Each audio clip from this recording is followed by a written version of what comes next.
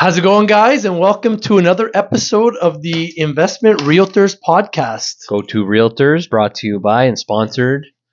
Lewis and Justin here. So we got a good show for you today. Today we are going to talk about something that we get asked a lot, and we kind of see every day, just in the life of a realtor. Really, It's just stuff that we get asked a lot, and it's what to look for when interviewing a buyer's agent and a seller's agent. What's the difference? What's this? What's that?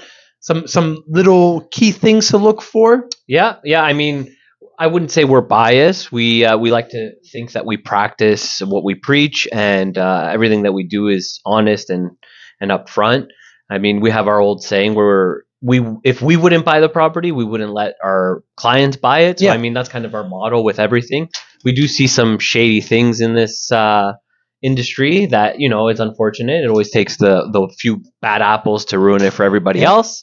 But that's what we're going to try and kind of mitigate on today's episode and see if maybe there's something we could do to help you guys. Yeah. I mean, at the end of the day, it's the biggest investment you'll ever make. That's for sure. Most likely is your house, especially if it's your first house. So things to look for and things to keep you out of trouble. Yeah. Especially with all the paperwork mumbo jumbo that we go through. Oh yeah. A lot of people that we help oftentimes have had a bad experience that have said, oh well, I didn't sign this, or I don't remember signing that, or are you That's sure? That's a big one. That is a big one. There's been not remembering what you signed or not getting it gone through by your agents, a really big one. So absolutely. So if we start buyer agents. Yep. First thing you look for with a buyer agent is. So reputable, we always like to see what's their proven track record, what's their conversion. And I mean, like everything else, it's a numbers game. So if they've had a huge success with a lot of their buyers, they're obviously probably doing something right. Now with that, obviously, like we mentioned before, paperwork, there's a lot of paperwork. Now, some of the ignorance does fall on the agent for getting people to sign things without reading them. But we've even come into a lot of situations where we've had clients that say, well, I didn't sign that, or I don't know, I was just signing it for that particular property. So, I mean, there is no ignorance is bliss when it comes to contract law. So would you say if you were meeting a buyer's agent for the first time, or let's say you met one at an open house or whatever, and when going through the paperwork, he never stopped to go through with anything with you, saying right away, red flag? Red flag. I mean, if they're just trying to get you, if they're not going through the paperwork that protects you as the average consumer, they're just doing it for their meal quick ticket. Sale. That's quick it. Sale. That's it. They're like the fly-by-nights, as we like to say. They're here today, gone to tomorrow, and there are a lot of those. And the first and foremost is the paperwork has to be in order. They need to explain everything on the process. Everything takes a process. Obviously, you got to walk before you can crawl. So, I mean, when we introduce ourselves to our buyers at first, we always go through paperwork first. What's expected on our end? What's expected on theirs? Yeah. So, do you like to? Would you recommend to, let's say, first-time home buyers, because we all know that's probably the scariest buying situation, Absolutely. Your first time, right?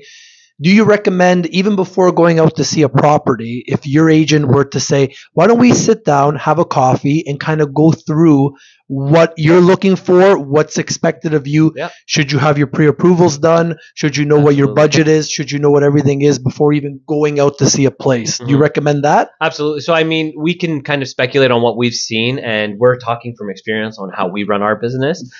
So our first and foremost is we always sit down with our clients first. Exactly. Whether they've done a pre-approval, oftentimes when we're working with a client, especially on the first home time buy, we usually get them in touch with the professionals that they need. Our mortgage brokers.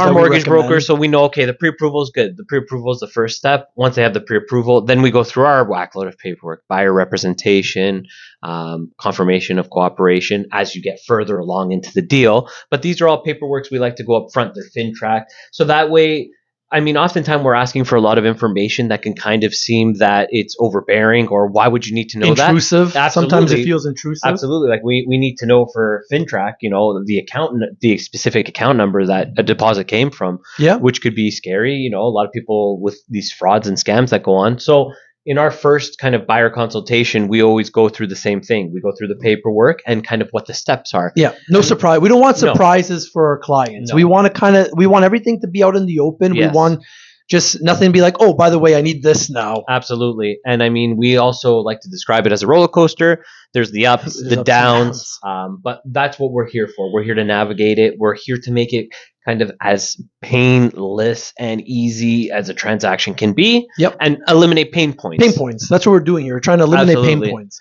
Okay, so you sit down with your clients, they're first-time home buyers. You Yep. go through everything. Pre-approval is good. Pre-approval is good. You know what they're looking for. Absolutely. Now, on the first couple showings, what do you like to do? Because obviously they've never looked at houses before. This is the first time they're actually in the game, ready to go, and they could pull the trigger that day if they like something. What are some of the things you like to, how do you like to set up the showings, and what do you ask of them after every showing to kind of get a gauge on what they think of the property? So we always like to kind of not limit expectations, but kind of see where our clients are at. Oftentimes, they'll think, for example, they want an apple, but really what they wanted was an orange. So a big part of our job with paperwork is to help gauge expectations, help them understand what exactly they're looking for. I mean, if you're a first-time home buyer, you're probably looking to minimize expenses. Oftentimes there's the other things like, okay, what are you paying now yearly for your taxes? That's an added expense. So we always try and, there's no one shoe fits all. We always try to gauge the expectations and just kind of help them see what they want. Now, usually the first time out, it's pretty crazy. We'll show them something that we might know for sure is a dead no, but we still need to show them to make them understand, well, okay, if we've seen this and we didn't like that, well, now something we didn't like is actually something we did like, and it helps them better understand what it is they're looking for. So you give them both ends of the spectrum. Yeah. A house we know they don't like and a house we think they might like. Yes. Mix in some other comparables, right? Absolutely. So really the first day out, I'm pretty sure most first time with our clients, we book at least like 5 to 10 showings if they're available on the market. Absolutely. Right now it's a little slow, Absolutely. but we'll put in as many and we'll fit them in half an hour. So it's like boom, boom, boom. And I mean, that's not to say we're trying to waste their time by showing them something obviously that wouldn't work for them. You need to kiss a lot of frogs to find the prince. Exactly. So I mean, we mix it in just so that way they could see, okay, maybe they were set on the 4-bedroom, but as you know, the first starter step, okay, well, maybe we go to the 3-bedroom that we've now scaled back on price, we've scaled back on taxes, we can, walk before we run. Yeah, galley kitchens. Some people swear they want an open concept. Absolutely. Sometimes a house that fits them might have a galley kitchen or a closed off like living in a family room situation. Exactly. I mean, we always try and get them tick off as many boxes that we can for them. What we like to describe, especially as a first-time home buyer, is it's getting into the market. Once you're into that market, to trade up essentially is just paperwork. Yeah. So we have a lot of times where the first buyers are like, oh, I don't want to move again. This is my forever home. Things will change, either a bigger family, smaller family. Yeah. So, I mean, the big step is just get in the market. Like we've preached in our other videos, like we always preach, is it's the time in the market. So you might feel like you're settling on your first home, but if you're getting into that property because you can afford it, because, the market will take a turn, it's going to go up, because like everything else, highs and lows. Yep. Then just get in the market and kind of not be happy with what you got, but in a sense of you're in now you can worry about the next play of, okay, we're going to trade up, and you have that goal within, let's say, the 5-year plan of, okay, now we're going to go from our 3-bedroom to 4-bedroom. Us buying XYZ allowed us to do this in a shorter time period. Yeah. So I mean, that's kind of what we always preach. It's a lot more than just, hey, paperwork.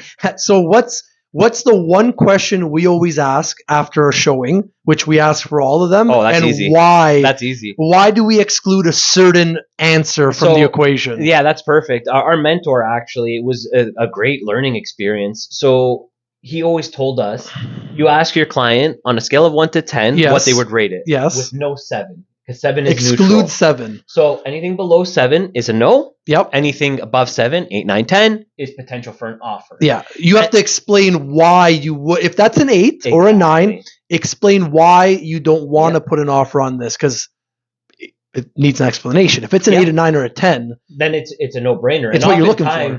All of our clients, especially the first-time home buyers, they chuckle at us and they're like, "No, we can't do that." And 7, we want 7. Exactly. You can't give us 7. Saying, okay, 6. Which gone. We're not wasting any more of your time. Let's go on to the next one. Now, by eliminating that 7, eliminating that maybe particular style of home Yep. has now helped us narrow down the search Yep. going forward. So I mean, it's all a numbers game. It's all about pretty much figuring out what they want before they know what they want sometimes. Sometimes I feel like we kind of have the ability, just because of how many buyers we work with, how Yep. many times Yes. we go into houses, what we look for. We kind of can gauge after the first time out Yeah. what they're really looking for Yeah. more than them. Sometimes they're stuck on something and They come around. they come around, and it's not because we're trying to rush them or do anything. We No. just know just from experience, Yeah. really, what people are really looking for. Mhm. And sometimes even our guiding hand towards that product instead of another one Exactly. is what gets them to finally pull the trigger on something they really like. Exactly. And I mean, we all know that, especially in the real estate profession, it's an ego game. We check our egos at the door. It's There's no all egos about here. servicing the client. Helping you is what we do. And I mean, it's a That's cheesy the slogan. That's a Royal LePage And slogan. people will be laughing and mocking, but it really is. We don't do anything dishonest. All of our clients we treat like family, because at the end of the day, they are someone's daughter, they are someone's wife, they are someone's sister, and we just want to do the best we can with what knowledge we have, and that's all you can ask for. If you're going to a professional, Yeah. there's obviously a reason you're coming to us. It's a win-win. No, Absolutely. like we're not trying. No, if everybody wins, no one loses, and Absolutely. let's just get everybody the best thing we can at the best price we can. Yes. Everybody walks away happy. They tell their friends, they tell their family. The word gets out. Yeah, word of mouth. That's Word of mouth. our biggest, bread and butter in our profession for sure is, It's word of the mouth. referral system. And I mean, we're thankful and blessed that we've had some great referrals, because I mean, I guess it is a testament of what we stand by. It's not just a bunch of hot air and words that we say. We mean what we say, and we say what we mean. exactly. Okay, so buyer agents. Mhm. A little bit different now, looking for a seller's agent, because seller's That's- agent to sell your house is a little bit different than actually the one buying your house. So Yes. what are some of the differences you look for, and how do you like to, as an agent, Yeah. talk, and then as somebody looking for an agent, what do you like to do? Well, so with selling, it is obviously different, especially in our industry. There's so many agents now that we could probably, throw a dart and find an agent who would pretty much sell their grandmother just to sell the house. And there are a lot of the 1%. they do it for free. There's people that do it's it for pretty free. much doing it for free, because then they get the buyer side. And what we always say to that when they say, can you do it for less? And our answer is no, is if this individual is not, able to negotiate. their own commission and their livelihood and what's putting bread on the table for them, do you think that they're going to have an issue selling your house for 10, 20, maybe hundreds of thousands under asking? What it's worth? What it's worth? Yeah. No, they have no problem. And we've seen it time and time again. Obviously, we've had listings that we've lost, that they've gone with another agent, Yep. that it hasn't sold. We were called back. We've charged what we've charged, which is the industry standard, because we believe in what we do. And we've sold their house. Or there's been other times where they've sold with a 1%er and they've lost tens of thousands, and then they call us afterwards to kind of see what they could do, and there's nothing we could do. And we never solicit, we never go after anybody who's under contract. And not to compare ourselves with doctors. Obviously, we're not doctors. No. We're not surgeons. We're not nothing We're not to do saving with the world like we're that. not saving the world, but you could use this same question Mhm. for anything in the Absolutely. world. Mechanics, Yeah. realtors, doctors. The Yeah. question is, if you need a surgery, a life-saving surgery, Another one from the mentor. another yeah. one from the mentor, if you need Yes. a life-saving surgery, do you go to the doctor or the hospital and say, "Hey, can I have your cheapest doctor? Just Oh, whatever the cheapest doctor is, can I just get him, or the I'm- cheapest mechanic? Exactly. Can I get a mechanic who will charge me as little as possible to fix your car, or do you want the best?"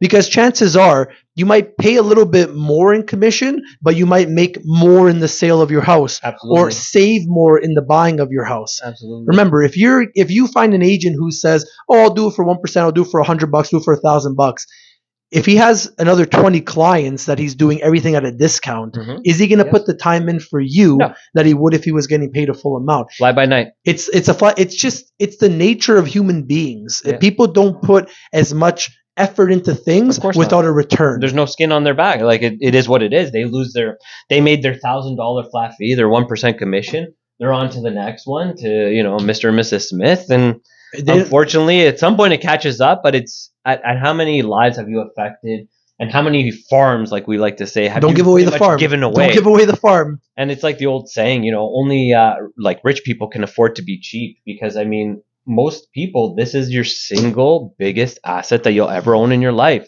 So I mean, if you want to just squander it away and you want to try and pinch some pennies, I'll tell you, we got some horror stories and we can go through them and we can explain. I mean, comment below if you want to hear some of our horror stories. and just to finish up on the seller side, there's a lot as a selling agent that goes into it, between the photography, the staging, the overall prep of the house. Some of these houses we see that hit the market, it's like you couldn't even pass a vacuum. Well, we've personally cut the grass. We've cut down trees, branches, trimmed bushes. We've vacuumed floors. We've moved furniture. We've personally brought stuff in and out. We've done moving services on listings. We've done full service. We've done full service in the past for certain houses, right? So some houses are picture perfect, just the way they are. Some houses aren't. So everything comes at a different price, different rate, different time to get it ready. It's nothing's a one size fits all in this industry ever. And thankfully now, with us being on a good team, there's the whack of professionals that we have between cleaners, photographers, stagers. Everything's done properly. Everything's done right.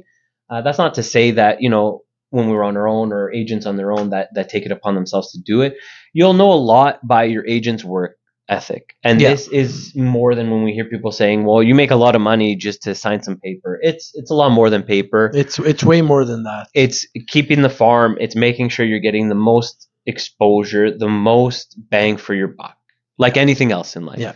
So I mean, there's a lot of questions that we definitely can answer. We're gonna try and do a question and answer type of thing for all as the comments come in. Yeah. Let us know any other future topics that you guys might want to hear. Yeah. Comments are open. Absolutely. Right. Whatever you want to know. Any questions you have. Any questions you have. I mean, we say it like it is. We shoot from the hip. Shoot from the hip.